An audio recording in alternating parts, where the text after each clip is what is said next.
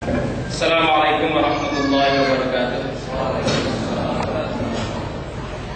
Innal hamdalillah nahmaduhu wa nasta'inuhu wa nastaghfiruh wa na'udzu billahi min shururi anfusina wa min sayyiati a'malina man yahdihillahu fahuwal muhtadi wa man yudlil fala hadiya lahu. Asyhadu an la ilaha illallah wa asyhadu anna Muhammadan abduhu wa rasuluh. Allahumma shalli wa sallim ala nabiyyina Muhammadin wa ala alihi wa ashabihi wa mawalah. Allahumma fa'na bima 'allamtana wa 'allimna ma yanfa'una wa zidna ilman.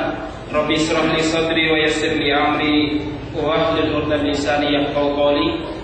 Ayyuhal ahbab, kaum muslimin wal muslimat yang insyaallah senantiasa dirahmati Allah Subhanahu wa taala. Alhamdulillah, pada kesempatan siang ini, pagi menjelang siang ini, Allah Subhanahu wa taala memberikan berbagai macam kenikmatan kepada kita semuanya, terkhususnya kepada saya, karena pada kesempatan siang ini saya bisa menyampaikan sekian amanat yang dibebankan oleh saudara-saudara kita di Suriah untuk saudara mereka di Indonesia. Yang pertama, sebelum saya lanjutkan, saya khawatir lupa, mereka sering sekali menyampaikan balik tahiyatana wa salamana ila ikhwanina di Indonesia. Maka saya sampaikan salam dari mereka. Assalamualaikum warahmatullahi wabarakatuh. Terus mereka seringkali mengatakan begini, sebelum saya mulai apa yang sampaikan, yang sering kali saya ingat, mereka mengatakan lau kanatil alam takhalla anna takhallas anna walakin Allah summa ikhwanuna al-muslimun fi Indonesia la yatakhallu anna. Walaupun dunia itu meninggalkan kami semuanya, menelantarkan kami, namun saudara-saudara kami dari Indonesia, namun Allah Subhanahu wa taala, kemudian saudara-saudara kami dari Indonesia tidak menelantarkan kami. Saya mengira ini merupakan majas mereka. Mereka itu menghormati kita sebagai tamu mereka, sekaligus mereka mengungkapkan terima kasih yang luar biasa atas bantuan umat Islam dari Indonesia. Soalnya kami sudah 7 tim mengirim ke Suriah. Yang terakhir kemarin baru pulang, belum sampai 1 minggu, sekitar 4 hari yang lalu baru sampai ke Indonesia, tim yang ke-7, dan saya tim yang ke-6. Dan insya Allah selama rakyat Indonesia masih mempercayakan harta mereka dan titipan mereka untuk kami sampaikan kepada saudara-saudara kita di Suriah, kami Hilal Ahmar Society Indonesia tetap memberangkatkan tim kami, tim yang ke-8 insya Allah sudah siap. Walaupun hari ini John Kerry, Menteri Luar Negeri Amerika Serikat, meminta kepada negara-negara sekutunya yang berada di perbatasan untuk menangkap para relawan. Tapi kami yakin, selama saudara-saudara sekalian percaya kepada kami yakin akan pertolongan Allah Subhanahu wa taala untuk mengantarkan bantuan umat Islam Indonesia langsung hand to hand kepada saudara-saudara kita di Suriah. Karena kami yakin banyak jalan menuju Suriah sebagaimana banyak jalan menuju Roma. Saudara sekalian yang insya Allah senantiasa dirahmati Allah Subhanahu wa taala, itu yang pertama saya sampaikan. Kemudian selanjutnya di kesempatan ini saya ingin menyampaikan apa yang saya lihat di sana dan apa yang kami saksikan, serta apa rekomendasi para pejuang rakyat, para pengungsi dan para ulama untuk muslimin Indonesia. Sebelumnya saya ingin menyampaikan saudara sekalian, banyak sekali tuduhan yang dialamatkan kepada kami Hilal Ahmar Society dan semua pemerhati Suriah. Apa tuduhan tersebut? Terutama orang-orang Syiah yang menuduh kami terlalu membesar-besarkan isu Suriah. Sebenarnya isunya kecil, tapi dibesar-besarkan oleh media massa dan dibesar-besarkan oleh orang-orang yang pernah ke sana. Dan mereka mengatakan bahwa kami melupakan Rohingya, melupakan Gaza. Sebenarnya tidak. Kami Rohingya telah mengirim dua episode untuk membantu saudara kita di Rohingya, dan insya Allah akan kami tetap lanjutkan. Kemudian di Gaza sampai sekarang Hilal Ahmar Society masih terlibat dalam pembangunan rumah sakit rakyat Indonesia di Gaza. Hanya saja, memang secara terus terang kami sangat perhatian terhadap Suriah. Sangat perhatian terhadap Suriah, melebihi perhatian kami terhadap derita maupun peristiwa serta musibah yang dihadapi oleh umat Islam di berbagai belahan bumi lainnya. Ya. Pertama kami bisa sampaikan bahwa berdasarkan keyakinan kita sebagai umat Islam, darah umat Islam itu sama-sama berharga bagi kita. Darah umat Islam, siapapun orangnya, dimanapun mereka berada, itu adalah sangat berharga. Bahkan Rasulullah SAW pernah bersabda bahwa la'antuh damul Ka'bah itu dihancurkan ataupun hancur lebih baik daripada anturaku damu muslimin bighairi hakim, daripada tertumpahnya darah seorang muslim tanpa hak. Ini keyakinan kita. Mau dia muslimin Rohingya, muslimin Palestina, Suriah, Indonesia, dimanapun mereka berada, bagi kita darah umat Islam itu sama-sama berharga. Lazawal dunia itu hilang ataupun hancur, ahwal indallah, lebih ringan di sisi Allah Subhanahu wa taala daripada tertumpahnya darah seorang muslim tanpa hak. Ini keyakinan kita. Artinya apa? Darah umat Islam sama saja bagi kita. Kita wajib membelanya, kita wajib memberikan solidaritas terhadap darah umat Islam yang tertumpah tanpa hak, tanpa dasar. Itu keyakinan kita. Hanya, jelas sekalian, ada alasan yang kuat kenapa kami, mungkin teman-teman di Syama Organizer, begitu pula Ustaz Farid Oqbah Hafizahullah yang selama ini berkeliling Indonesia juga untuk menyampaikan masalah Suriah, itu ada alasan yang mendasar. Kenapa kita berbicara masalah Suriah ini? Saya tidak akan menyampaikan banyak, saudara sekalian. Saya cuma ingin menyampaikan sedikit dari apa yang saya ketahui tentang masalah Suriah.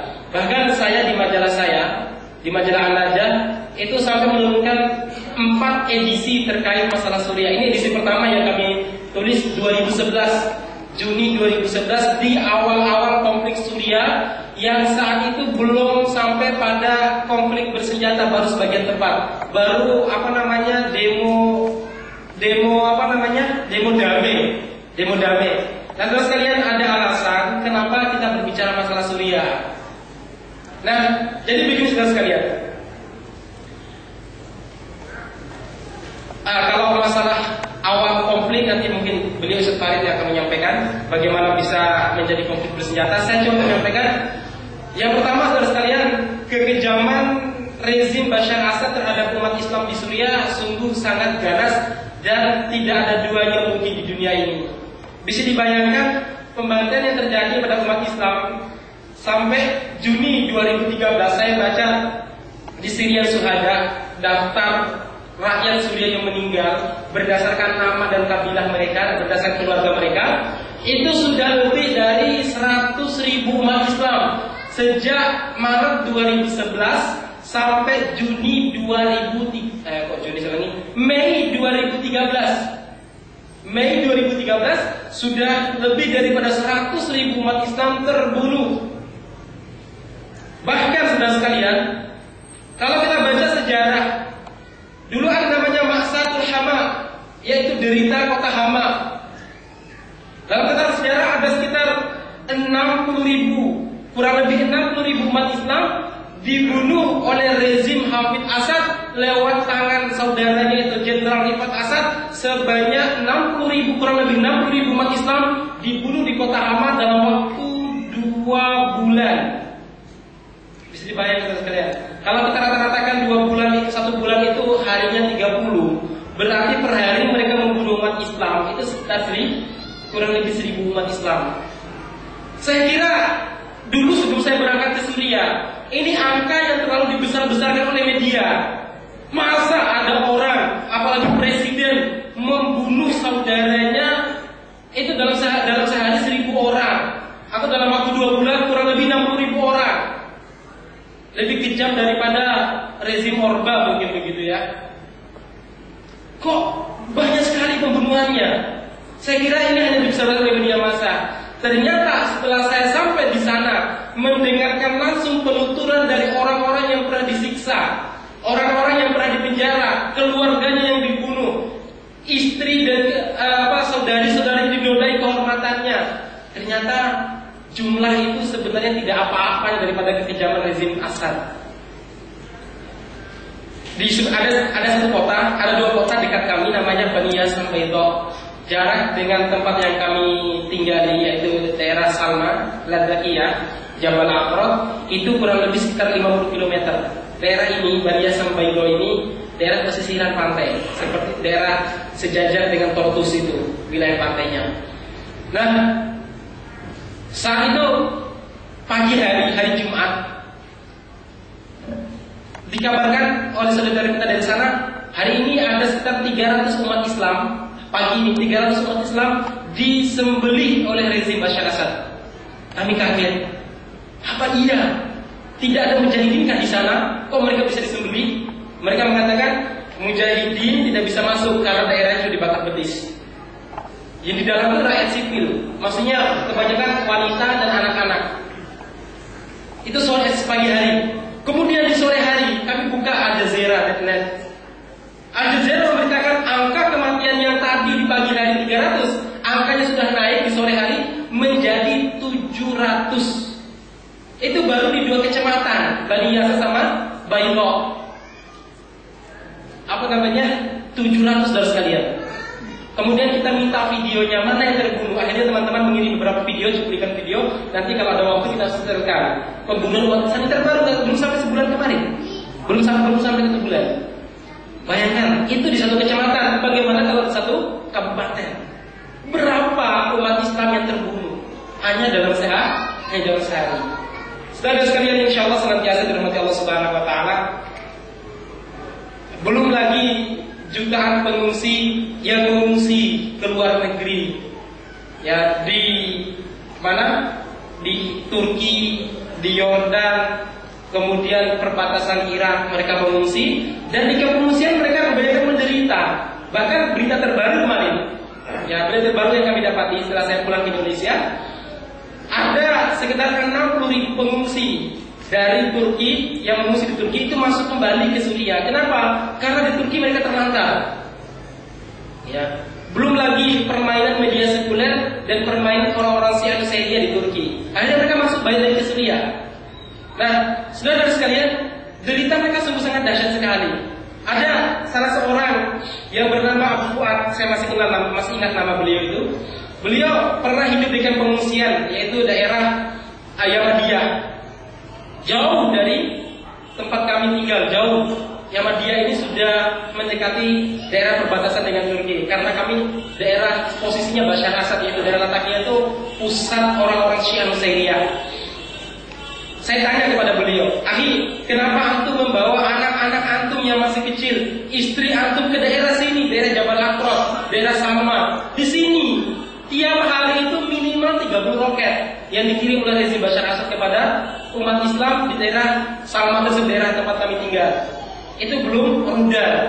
Kalau hari Jumat sekitar 50 sampai 100 roket dikirim. Hari Jumat itu. Saya pernah menghitung. Saya mencoba untuk menghitung. Habis subuh, mereka sudah mulai mengirim roket menghantam beberapa bangunan di sekitar kami. Dalam 1 menit itu ada 4 sampai 5 roket. 1 menit. Saya menghitung. Boom, 1, boom. Terus selang beberapa detik 1 menit 5 roket. Ya. Itu jangan tanya bom. Saya tanya kepada Abu Fuad ini, kenapa antum membawa anak-anak antum di sini? Di sini tiap hari roketnya suaranya kan suara supersonik yang menyakitkan telinga itu. Dia bilang begini, memang di daerah yang kami tempati, yaitu daerah Yamadiyah pengungsi itu, memang jauh dari jangkauan roket Bashar Assad. Tidak ada peluru yang sampai ke sana. Tidak ada helikopter tempur ataupun pesawat tempur yang sampai di sana. Namun saudara sekalian, kata beliau kepada saya, kami di sana menderita yang luar biasa. Lalu saya tanya, derita apa? Antum bisa bayangkan, dia bilang, sehari kami kadang dijatah cuma 1 roti. 1 Saudara mungkin belum pernah makan roti Suria ya. Roti itu nggak enak. Hanya gandum dicampur garam terus dipanaskan itu ya. Nggak enak sekali rotinya. Saya ada beberapa foto tadi, coba saya daripada konsentrasi hilang, nanti saya akan tampilkan di akhir mungkin nanti. Kami sehari hanya dikasih satu roti. Saya pernah makan roti itu, Bapak sekalian, pernah makan roti itu nggak kenyang. Dan saya ingin muntah awalnya. Kan tadi cuma gandum ada rasanya. Enak roti yang kita makan di Indonesia ini. Seburuk-buruknya roti di Indonesia lebih enak daripada roti makan pokok orang sana. Kenyang itu kalau dicampur dengan ikan atau campur dengan daging atau campur dengan tomat maupun wortel apa dicampur gitu baru kenyang. Dan sehari dia bilang yang lebih menyulitkan kami adalah terkadang sehari kami hanya dikasih ataupun dijatah 1 gelas air minum. Sehingga banyak anak saya dehidrasi. Beliau bawa anaknya. Saya masih ingat nama anaknya itu. Nama satunya Syams. Yang satu lagi itu Sofia, sehingga saya namanya saat itu. Bawa anaknya masih kecil-kecil, ya, putri kecil-kecil gitu. Ini anak saya ini dehidrasi. Terus saya tanya, apa gak ada makan minuman lain? Gak ada. Low leading atau apa gimana? Mau ngambil leading sudah diracun oleh pemerintah. Mau ngambil air sungai sudah diracun. Yang kami makan ya cuma 1 gelas air minum. Air anak saya dehidrasi. Maka saya bawa ke daerah Jabal Akrot. Di daerah sini makanan terjamin. Kenapa? Alhamdulillah para mujahidin, para pejuang itu kalau mereka sudah menguasai satu daerah, Bapak Ibu sekalian, ya mereka akan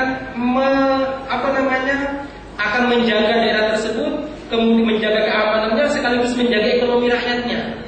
Kalau mereka mendapatkan ghanimah atau rampasan perang, mereka belikan gandum, ya, mereka belikan solar, mereka bawa ke pabrik roti, kemudian mesinnya dikasih solar, pabrik roti menggiling gandum tadi menjadi roti, ya, pemilik pabrik tadi dikasih ala kadarnya karena dia nggak rugi, ya, soalnya solar dan sebagainya itu digaji oleh para mujahidin. Kemudian roti makanan pokok tadi dibagikan gratis ke masyarakat. Itulah daerah yang dikuasai oleh para mujahidin. Sehingga makannya alhamdulillah terjamin. Kalau masalah roti loh, ya, kalau kalau lauknya jangan ditanya, nggak ada, ya. Alhamdulillah terjamin. Kemudian airnya alhamdulillah, airnya sangat bagus. Apalagi kemarin kami dari tim Hasil Islam Society membangun bendungan agar umat Islam bisa mengambil air minum. Ya, kita bangun, itu harta antum semuanya, harta bapak ibu sekalian. Kita bangun bendungan, ya, kita belikan diesel karena di sana nggak ada listrik. Kita belikan mobil ambulan dan sebagainya, ya. Nah, itu alhamdulillah terjamin. Kemudian beliau mengatakan, dan di sini obatnya murah-murah. Obatnya di sini banyak serta memadai. Karena kalian orang-orang Indonesia telah membawakan untuk kami obat-obatan tersebut. Jadi kami, ya, uang dari si bapak ibu sekalian, biasanya sekitar 100 juta itu kami jatah khusus untuk membeli obat-obatan. Karena kami kerja di lapangan, rumah sakit lapangan. Nah, rumah sakit lapangan itu jangan bapak ibu bayangkan itu semacam seperti rumah sakit di Jakarta sini, enggak. Rumah sakit lapangan itu ini, ya, coba lihat itu cuma bangunan, ya, bangunan semacam apartemen yang telah ditinggal oleh penghuninya, kami tempati. Ya, kalau dibom seperti yang itu, dibom itu tim kedua orang Jakarta, Ustaz Hanafi, Ustaz di Al-Islam Yusuf Arif, ya, Ustaz Hanafi, itu rumah sakitnya. Nah, setelah ini dibom, kita pindah ke sebelahnya, kurang sebelahnya, itu cuma apartemen saja, ya, apartemen yang kita sulap menjadi rumah sakit. Nah, kita salurkan obat-obatan ke rumah sakit ataupun apotek-apotek yang terdekat, dan itu kita gratiskan karena itu adalah harta dari umat Islam. Beliau mengatakan di sini alhamdulillah harta obat-obatan itu sangat gampang sekali kami dapatkan. Nah, saudara sekalian yang insyaallah senantiasa dirahmati Allah Subhanahu wa taala. Jadi itulah, ya, sedikit kenapa kita berbicara masalah Suria. Derita mereka luar biasa. Belum lagi kejaman pemerkosaan dan penodaan terhadap wanita-wanita muslimah. Saya pernah ketemu dengan salah seorang pejuang Suria, namanya Mahir. Ya, memang wajahnya kayak Mahir Zain. Saya pernah tanya, kamu saudara kembarnya Mahir Zain, ya? Bukan, dia bilang. Saya tanya, dia adalah orang Latakia, bergabung dengan para pejuang. Saya tanya, siapa yang menjamin keluargamu di sana, istri dan anak-anakmu? Beliau bilang, yang mencarikan makan anak-anak saya, anak dan istri saya, anak saya yang pertama. Loh, anakmu yang pertama kan baru 11 tahun, karena beliau pernah cerita sebelumnya. Iya. Loh, kenapa bukan istrimu saja yang bekerja? Anakmu kok yang mencari makanan, yang mencari maisha. Karena daerah kota Latakia itu tadi isolasi sama rezim Bashar Assad. Umat Islam dari luar nggak bisa masuk, yang dari dalam nggak bisa keluar mencari bantuan. Ya, beliau bilang, kalau istri saya keluar, bisa-bisa istri saya akan dibawa ke militer, menjadi budak pemuas nafsunya tentara-tentara Suriah. Maka istri saya nggak keluar rumah, cuma dalam rumah. Anak saya kerja serabutan. Kalau dia pulang sekolah, kan daerah Latakia itu masih ada sekolah, masih normal. Ya, dia akan pergi ke pasar kerja untuk membiayai ibu dan adik-adiknya. Ya, nah sekalian, insyaallah senantiasa dirahmati Allah Subhanahu Wa Taala. Jadi kalau kita tanya keadaan pengungsi di sana itu ada tiga ya. Pertama, pengungsi yang keluar negeri seperti Turki dan Lebanon. Yang kedua, pengungsi yang masih di daerah yang dikuasai oleh para mujahidin. Ya. Kemudian pengungsi yang mengungsi dari daerah yang dulunya kacau masuk ke daerah yang dikuasai oleh Bashar Assad. Jadi dulu mereka berpikir begini, ini kan konflik ini, demonstrasi ini paling cuma 6 bulan atau setahun lah paling lama.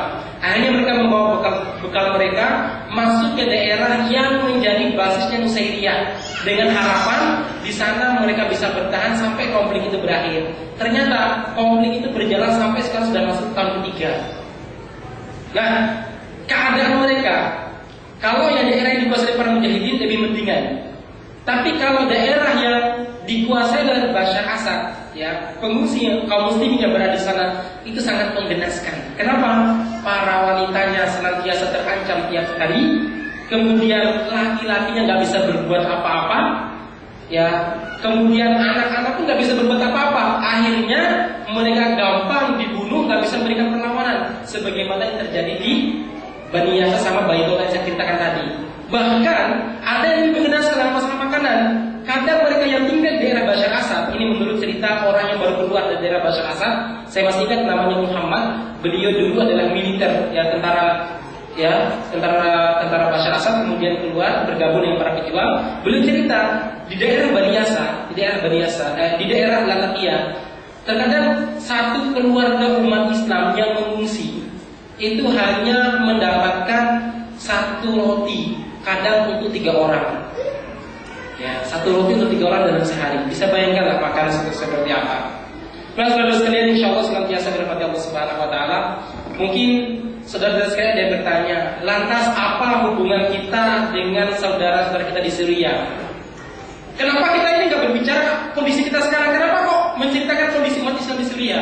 Saya cuma ingin menekankan saudara sekalian bahwa Islam mengajarkan kepada kita ukhuwah Islamnya, bahwa persaudaraan umat Islam tidak dibatasi oleh batas negara, satu bahasa, satu nusa maupun satu bangsa, tidak. Islam mengajarkan persaudaraan itu lintas batas wilayah, lintas bahasa. Yang penting di sana ada umat Islam, mereka adalah saudara kita. Kita akan diminta pertanggungjawaban oleh Allah Subhanahu Wa Taala kalau ada rakyat atau ada umat Islam yang terlantar. Dalam sebuah hadis qudsi Rasulullah sallallahu alaihi wasallam pernah bersabda, "Man khadala mar'an musliman," siapa yang menelantarkan seorang muslim fi mautinin tuntahaku fi hurmatu, di saat ataupun di tempat di mana kehormatannya diinjak-injak, wa yutaqasu fihi min irdi, kemudian harga dirinya dinodai, dia tidak peduli terhadap umat Islam, ya, tidak peduli terhadap saudara muslimnya tadi, illa qadarallah, Allah pasti akan menelantarkan dia fi mautinin, di sebuah tempat atau di saat yuhibbu fihi nusratah, dia membutuhkan pertolongan Allah Subhanahu Wa Taala. Jadi saudara sekalian, saya menceritakan kondisi umat Islam tadi agar kita ini memberikan kepedulian. Mereka punya hak. Ada sebuah hadis qudsi, Allah Subhanahu Wa Taala berfirman, suatu saat di hari kiamat nanti Allah Subhanahu Wa Taala akan bertanya kepada kita, "Ya ibna Adam, dzalamtani," wahai anak Adam, Ya Allah, wa kaifa nudzimuka wa anta rabbul alamin. Bagaimana mungkin kami mendolimimu, bukankah engkau Tuhan semesta alam? Apa kata Allah Subhanahu wa taala? Maridtu falam ta'udni. Saya sakit namun kalian tidak datang menjengukku. Kita bertambah heran. Wa kaifa na'udzuka? Bagaimana mungkin kami menjengukmu? Bukankah engkau Tuhan semesta alam? Apa kata Allah Subhanahu wa taala? Bukankah kamu tahu hambaku si fulan sakit namun kamu tidak datang menjenguknya? Kalau kamu datang menjenguknya, niscaya kamu akan mendapati aku di sisinya atau dia di sisiku. Kemudian untuk kedua kalinya Allah mengatakan, "Dolamtani, kalian telah mendolimiku. Kamu telah mendolimiku." Kemudian kita bertanya, bagaimana mungkin ya Allah? Allah mengatakan, "Istata'amakum abdi fulan, hambaku si fulan minta makan kepada kalian, namun kalian tidak memberinya makan." Dan untuk ketiga kali Allah mengatakan, kamu telah mendolimiku. Kemudian Allah Subhanahu wa taala, kita bertanya, bagaimana ya Allah? Bukankah kalian tahu hambaku si fulan meminta minum kepada kalian, namun kalian tidak memberinya minum? Nah, saudara sekalian, kalau dalam masalah makan, dalam masalah minum, dalam masalah kesehatan, ada umat Islam yang terlantar dan kita tidak peduli, itu akan dimintai pertanggungjawaban oleh Allah Subhanahu wa taala di hari kiamat. Maka apa gerangannya kalau ada sebuah bangsa muslim, bahkan bangsa yang terbaik dari bangsa ini, dari umat Islam, itu terlantar, mereka terusir, ternodai kehormatannya, bahkan jiwa raga mereka itu terbunuh, ya, nyawa mereka melayang tiap hari, sementara kita ini tidak peduli. Tentu pertanggungjawaban di hari kiamat itu lebih dahsyat. Ya, itu lebih dahsyat. Jadi saudara sekalian, kenapa kita harus peduli masalah surya? Jawabannya tadi pertama, karena ini merupakan bentuk ukhuwah Islamiyah kita. Ya, bentuk pertanggungjawaban kita di hari kiamat kelak. Saudara sekalian, insya Allah senantiasa dirahmati Allah Subhanahu wa taala. Yang kedua, yang terakhir daripada sebuah jawaban, kenapa kita harus peduli surya? Saudara sekalian, seluruh agama samawi, baik Yahudi, Kristen maupun Islam, sepakat sebelum terjadinya kiamat akan ada parade perang dahsyat. Orang-orang Barat menyebutnya Armageddon, umat Islam menyebutnya Al-Malhamah Al-Kubra. Yang unik, saudara sekalian, hampir semua agama samawi tadi mengatakan bahwa medan pertempuran perang dahsyat yang akan melibatkan seluruh bangsa itu terjadinya bukan di New York, bukan di Oslo maupun Solo, ya, bukan di Jakarta, ya, tapi terjadinya itu di daerah Syam, wilayah Syam, yang hari ini ada pada 4 negara: Suriah, Palestina, termasuk dalamnya Israel, kemudian Yordania dan Lebanon. Konon sebagian wilayah Turki dan sebagian wilayah Irak serta sebagian wilayah Mesir itu juga masuk wilayah Syam. Nah, yang unik lagi saudara sekalian, yang menarik adalah benteng terbaik umat Islam, tempat pertahanan umat Islam itu adanya di Suriah. Rasulullah SAW pernah bersabda, "Inna fistatal muslimin yaumal malhamah bil Ghawtah ila janibi madinatin yuqala laha Dimashq fa innaha min khairi madain Syam." Sesungguhnya benteng ataupun kubu kaum muslimin yaumal malhamah di perang dahsyat itu, pada perang dahsyat ataupun perang Armageddon itu berada di kota Ghawtah. Kota Ghawtah ini bersebelahan dengan ibu kota yang bernama Damaskus, dan Damaskus itu sebaik-baik kota Syam. Damaskus di mana? Wilayah Suriah. Apalagi kalau kita baca nanti Nabi Isa alaihissalam, sebagaimana keyakinan umat Islam, dalam riwayat Tabrani, Nabi Isa alaihissalam itu akan turun bertempur melawan Dajjal yang memimpin Yahudi, dan turunnya Nabi Isa alaihissalam itu bukan di Baitul Maqdis, bukan juga di Masjid Nabawi atau Masjidil Haram, tetapi Nabi Isa alaihissalam akan turun fayanzilu indal manar al-baida syarqiyyat Damaskus. Nabi Isa akan turun di menara putih timur kota Damaskus. Di mana Damaskus? Suriah. Sebagian ulama mengatakan menara putih tersebut menara Masjid Bani Umayyah, ada kata seperti itu. Nah, saudara sekalian, insyaallah senantiasa dirahmati Allah Subhanahu wa taala. Saya kira dua alasan ini sudah cukup ya, bahwa kepentingan kita berbicara masalah Suriah, yang pertama kepentingan di sana ada saudara kita yang terzalimi, ya, ada saudara kita yang terzalimi. Yang kedua adalah kepentingan politik dan akidah umat Islam tentang akhir zaman. Yaitu apa? Bahwa di Suriah itu ada akidah akhir zaman umat Islam yang bernama perang semesta atau Armageddon, itu terjadinya di wilayah Syam, khususnya di Suriah. Dan yang sangat menarik, saya baca sebuah hadis, cuma hadisnya ada yang mengatakan hadisnya nggak sampai dari Sahih, bahwa Rasulullah SAW pernah bersabda, Ta'ifah al-Mansurah, sebab Ta'ifah al-Mansurah kelak di akhir zaman yuqatilun ala abwabi Baitul Maqdis wa ma'aula, bertempur, berperang di gerbang-gerbang Baitul Maqdis, mana? Palestina, wa ma'aula, dan sekitar Palestina dan sekitar Baitul Maqdis. Wa yuqatilun, dan mereka akan berperang ala abwabi Damaskus wa ma'aula, dan di gerbang-gerbang kota Damaskus wa ma'aula, dan sekitar kota Damaskus. Di sanalah Ta'ifah al-Mansurah yang terbaik itu adanya di dua tempat ini. Artinya apa?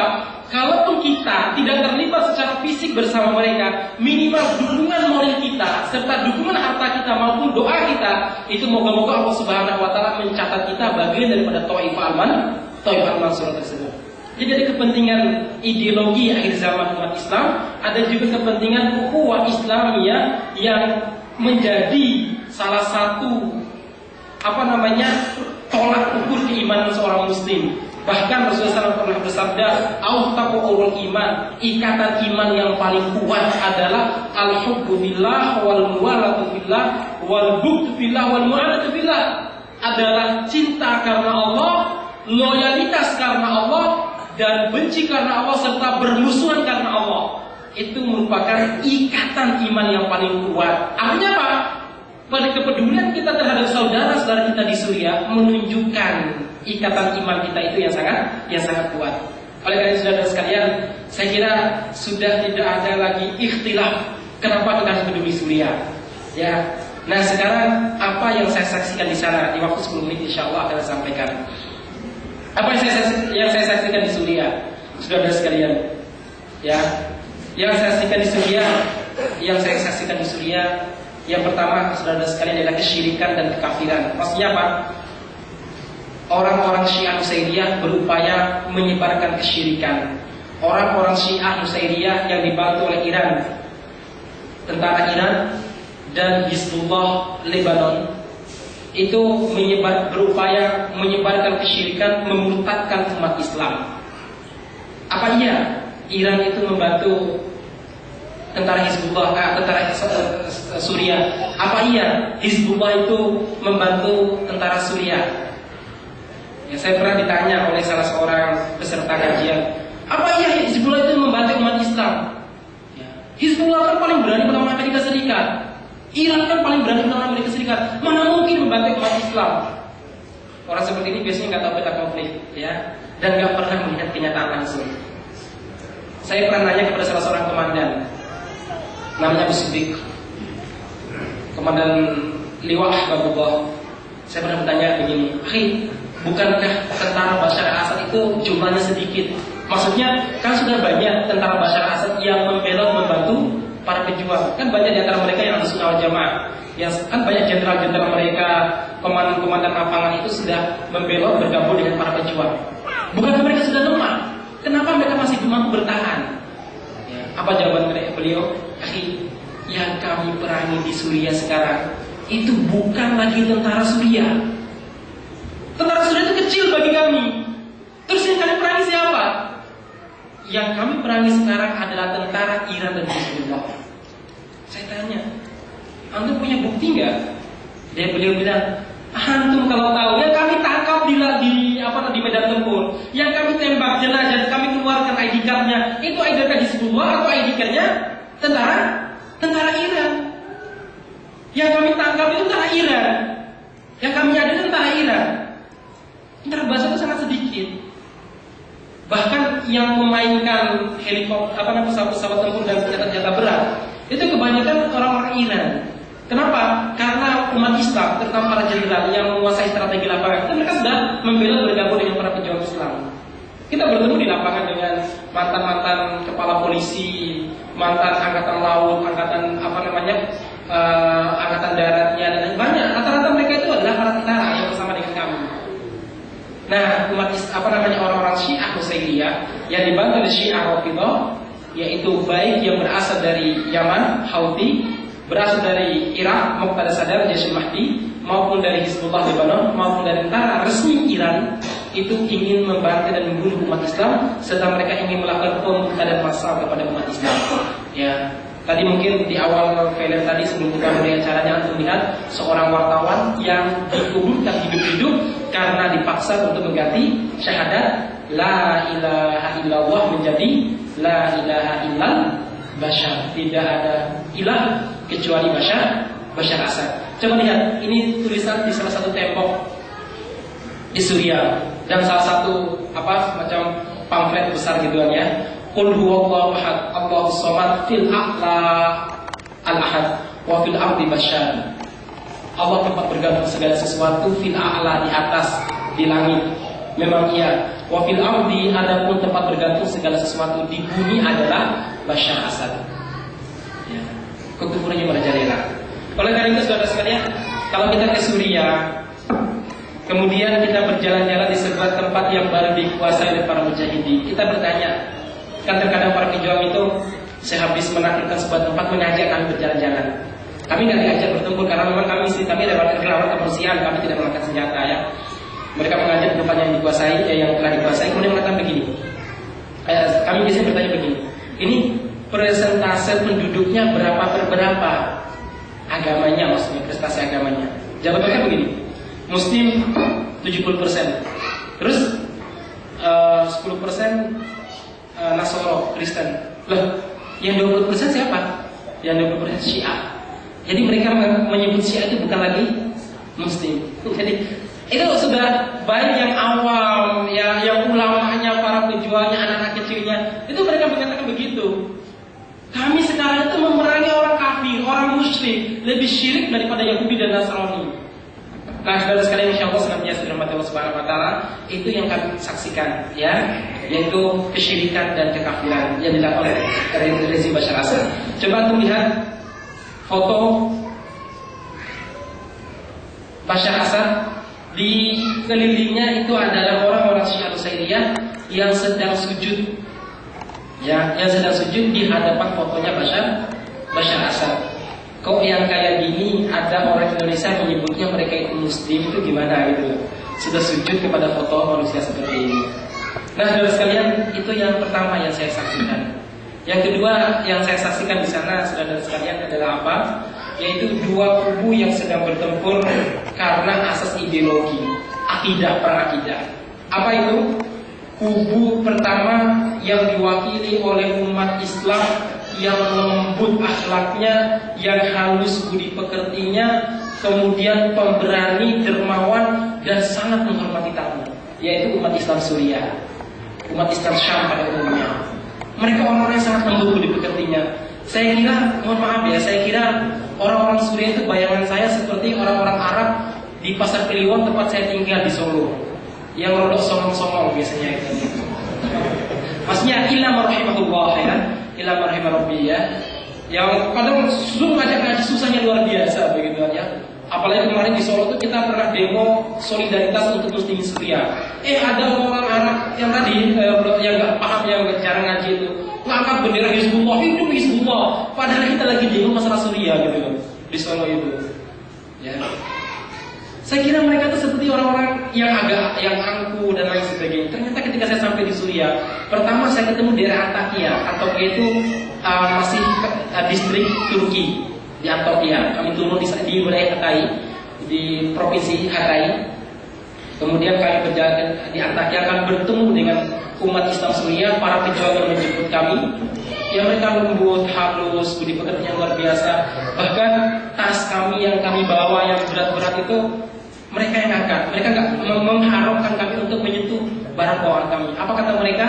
Ya, salah seorang dari mereka ngomong gini sama saya saat saya mengangkat tas saya itu. Lahi, ya, anak khadimukum, dia bilang, saya membantu pelayan kamu karena kalian sudah menjadi tamu kami. Diangkat. Ya. Orang-orang sangat lembut. Saya kira mereka ini cuma basa-basi di awal-awal pertemuan. Ternyata ketika sampai di Suriah pun penghormatan mereka terhadap tamu luar biasa. Saya seringkali menemukan begini. Karena kondisi ekonomi sangat terbatas di tengah perang seperti ini.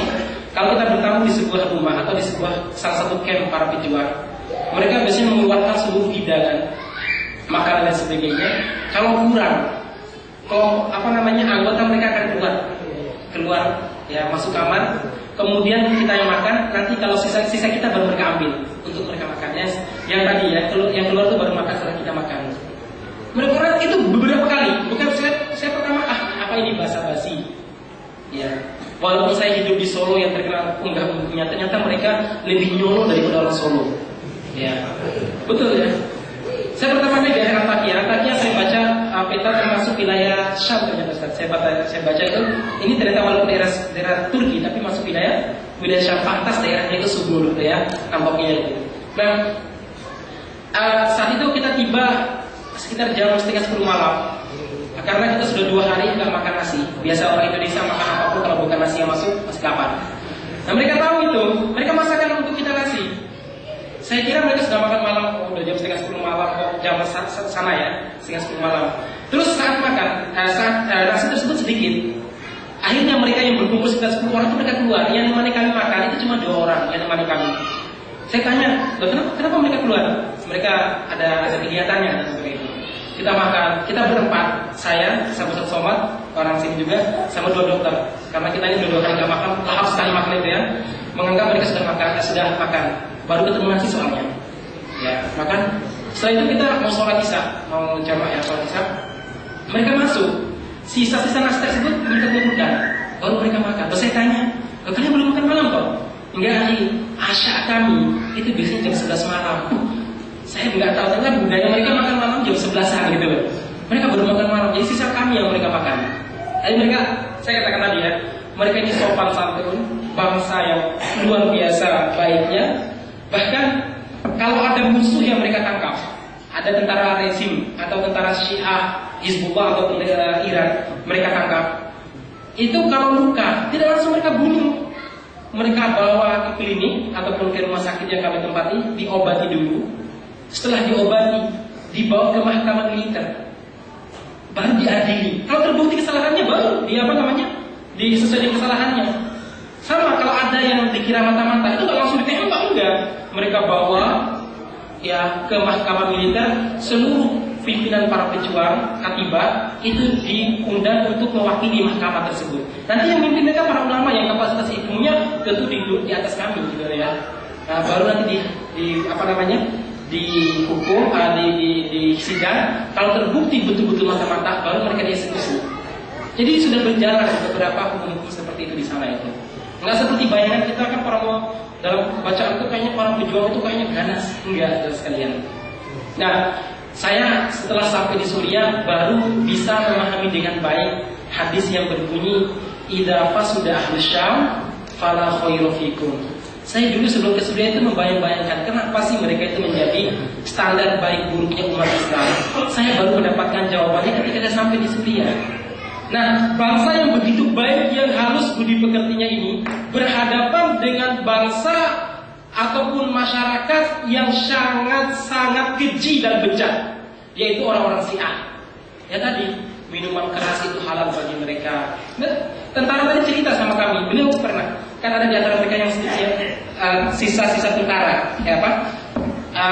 Mantan-mantan tentara itu masih ada yang merokok juga, para pejuang itu. Saya pernah ngomong, ini rokok kan minuman kan makruh, yang paling roji kan haram, saya bilang gitu ya. Dia bilang, iya, saya tahu ini rokok ini dilarang, tapi antum harus paham keadaan kami. Tolong toleransi saya dalam masalah ini. Begini, kami dulu ketika di dinas ketentaraan, kami nggak tahu sholat, minum keras, mabuk, dan berbagai macam kemaksiatan lainnya. Nah, yang tersisa dari kejahilian itu tinggal rokok. Tolong toleransi ini, insya Allah akan kamu tinggalkan. Ya, buktinya di awal di awal revolusi saya itu sekian bungkus, sekarang tuh tinggal 3-2 batang sekali. Insya Allah kalau kamu datang lagi tahun depan bulan depan sudah nggak kamu lihat saya ini rokok, saya bilang, dia bilang begitu ya. Ya, terus kalau saya takut-takutin, gimana kalau kamu sebelum meninggalkan rokok kamu syahid? Ya kan moga-moga syahidnya saya itu bisa menghapus dosa saya kan dengan guyonannya. Tapi orang-orangnya baik dan mereka betul kalau ngomong tuh saya akan ditinggalkan betul begitu ya. Nah, saudara sekalian, insya Allah senantiasa dirahmati Allah Subhanahu Wa Taala. Jadi anda bisa membayangkan begitulah kebijakannya tentara-tentara Bashar Assad yang hari ini melakukan pembunuhan dan pembantahan terhadap umat Islam Suriah. Saudara sekalian, saya kira demikian apa yang saya sampaikan. Ya, semoga sedikit dan sekelumit cerita yang saya sampaikan tadi sudah mewakili apa sebenarnya terjadi di Suriah dan siapa orang-orang Suriah tersebut. Saya kira demikian apa yang saya sampaikan. Waktu dan tempat saya kembalikan kepada pembaca.